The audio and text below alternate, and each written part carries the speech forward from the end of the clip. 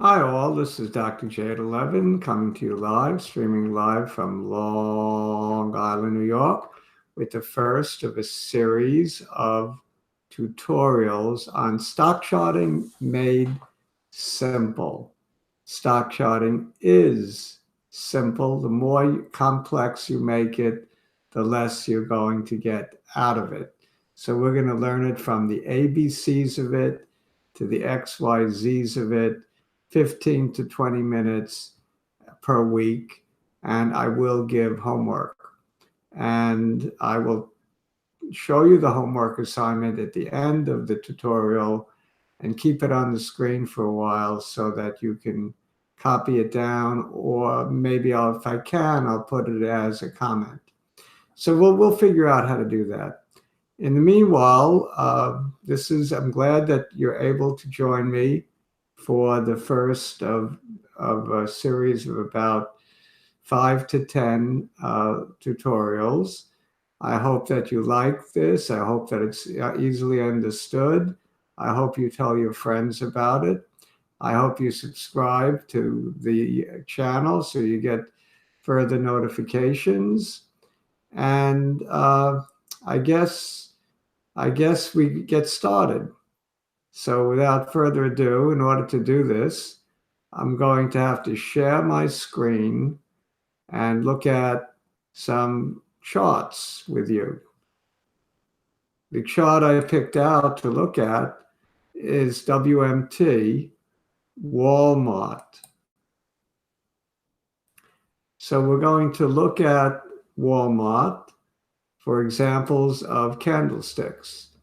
By the way, Japanese candlesticks get their name allegedly from Japanese rice farmers who were the first to use patterns to establish the price that they should pay for their crops or sell their crops for. Okay, so here we have an example of Walmart. Let's look at a green candlestick first. A green candlestick is a bullish candlestick. A red one is a bearish candlestick. Now, this is just a matter of convention. Also, convention is that a white candlestick is bullish and a black one is bearish. Hence, you will find a common pattern called 3 white soldiers, which is the same as 3 green soldiers, but it's referred to as 3 white soldiers. And similarly, for the opposite pattern, 3 black crows is really 3 red candlesticks that have certain characteristics. We're not going to look at too many patterns today. We're going to really just say what a candlestick is, and maybe we'll look at 1 or 2 simple patterns. All right, so let's look at any green candlestick. This looks like a pretty good one. If you notice the upper left corner of my screen, you see the open, the high, the low, the close. Well, the open and the high, the open and the close constitute the body of the candlestick. So the open is at 84.59 down here, and the close is at 86.47 up here. This is called the body of the candlestick and is filled in solid green. Why green? Because the open is less than the close. Had it been the other way around, we would have had a bearish candlestick and it would have been colored red. The high of the day is the very highest point on the candlestick, which is 86.60. That's how much more than the close, about 18 pennies, I think. Let's see, the close 48.60, 12 pennies. So it's 12 cents more to the high of the day. This little shadow is called either a shadow or a wick. This is the high of the day is the top of the wick, and the low of the day is the bottom of the tail of the candlestick, or the or the or the bottom of the bottom shadow. So it's either called a shadow or a wick. Here's another example, a better example, where we have a very big upper shadow and a very big lower shadow. Together, the shadows are about as big as the body. So let's look at this bullish candlestick. One more, just for another example. The open at 85.90 down here. The close at 86.89 up here. The high of the day at 87.49 up here. The low of the day at 85.55 down here. So there's four parts to a candlestick, and that is the open, the high, the low, the close. What you see called volume refers to the green arrow, the green down here. That's the volume. So that has nothing to do with the candlestick.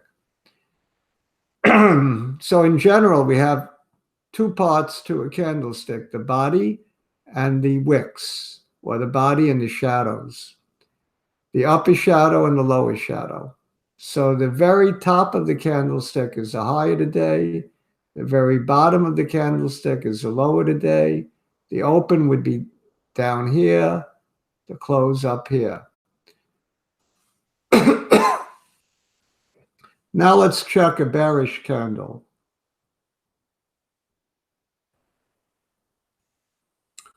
Here we have a bearish candle. Notice the open of the day is higher than the close. The open is 86.85 and the close is 85.86. So there's over a point between the open and the close, and the fact that the close is smaller than the open, we color it red. This point is still the high of the day, and this point on the lower shadow is still the low of the day. Notice the relationship between these two candles. There's a lower high and a higher low. It's always important to notice things like that. This particular candle is called an engulfing candle because the body of this candle is green. The body of this candle is red.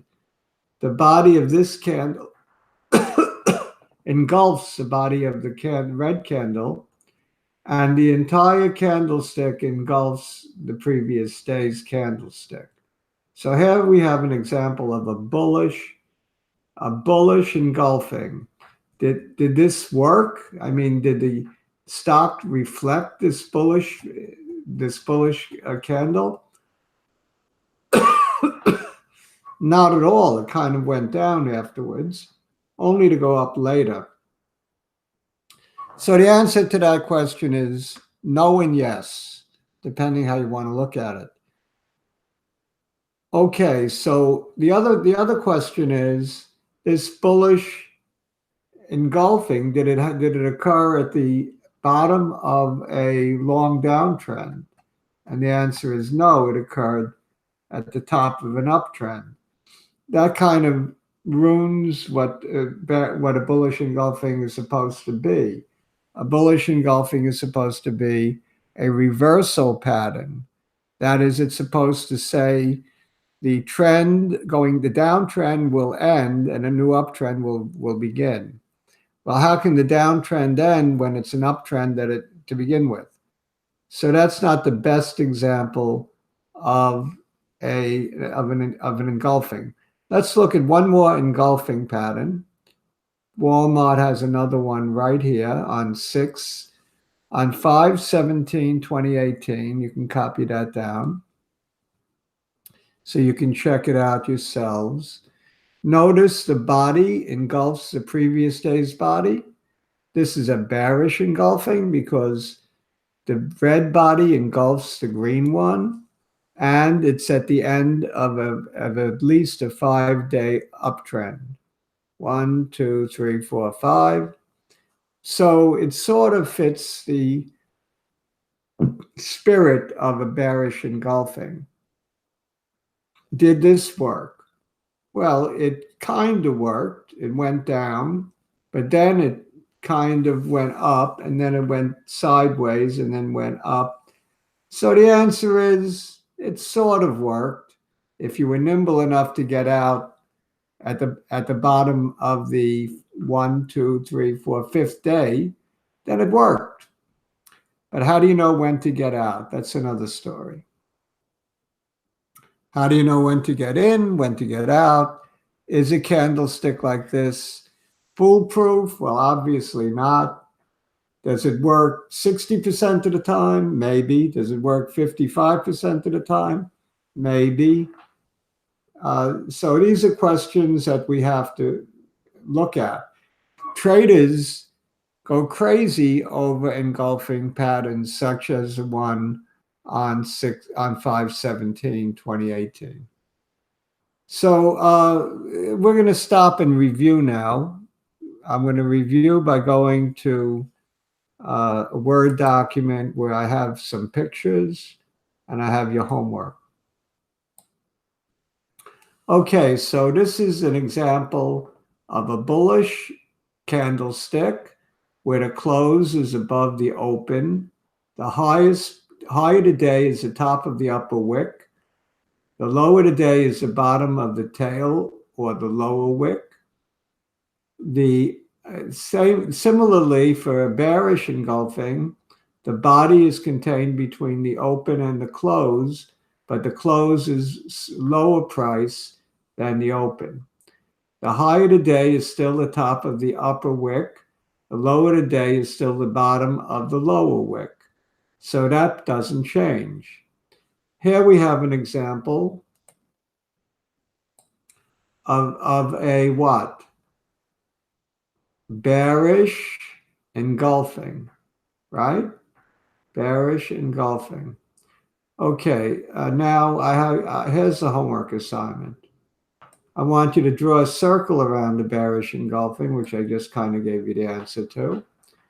And now I want you to do a little bit mathematics because it's good for your mind. Assume the open, the high, the close, and the low of candlestick 1 are labeled O1, H1, C1, L1. And for candlestick 2, O2, H2, C2, L2. Write 6 inequalities that must be satisfied for a bearish engulfing. That is for L2, for candlestick 2 to engulf candlestick 1. And do the same for a bullish engulfing. And then find 2 examples of a bullish engulfing, one winning and one losing, using the 1-year daily chart of any of the FANG stocks. The FANG stocks are what? Let me just write it down in case you don't know. They're Facebook, symbol FB. They're Apple, symbol AAPL. Amazon, AMZN. They are Netflix, NFLX, and Google, GOOG. So that's the FANG, FAANG. Finally, find 2 examples of a bearish engulfing using the same 5 stocks. That's your homework for next week. Be sure to do it. You can post your homework as comments at the end of this video, which is coming up very shortly. In fact, now. Okay, so I hope this was a non-threatening beginning to learning about candlesticks, stock shorting, how to use candlestick patterns.